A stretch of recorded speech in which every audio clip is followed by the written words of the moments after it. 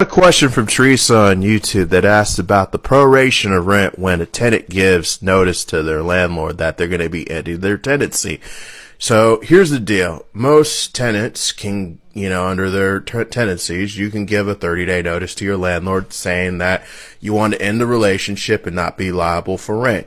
Landlords usually have to give, if the tenants live there more longer than a year, 60 days to do that, and they may be subject to Tenants Protection Act just cause requirements. But in this case, Teresa was asking, hey, she gave a notice, let's say the rent's due on the 1st of the month, and she, gives notice to the landlord on, say, the 5th, and 30 days from, giving notice is she liable for 5 days additional rent into the next month?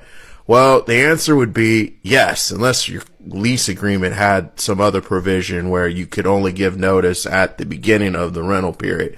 So here's the deal with month-to-month tenancy. You can give notice at any point of the month, but 30 days notice is what it says, 30 days notice. So if you owe rent, your rent's due on the 1st of the month and you terminate in the middle of the month, you're going to be liable for some prorated rent, after that 30 days notice is given, if your rental period extends beyond, your payment, basically.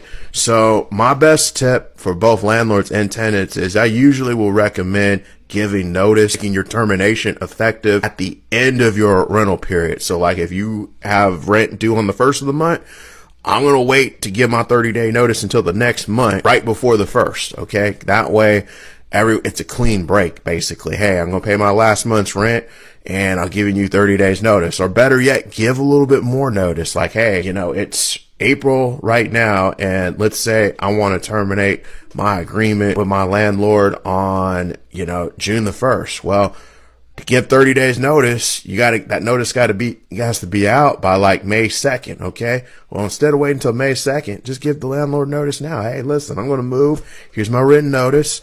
I'm going to be paying rent, in a couple of weeks here for May, and that's pretty much it. It's a wrap. So it always depends on your lease, but generally saying, if you get 30 days notice, you might be liable for some rent if you give your notice in the middle of the rental period. So probably best to plan that out and talk with landlord's counsel to review your lease, okay? Because every lease might be different, have different terms and conditions. This is Landlord Warrior out. Till next time, see you then. Thanks.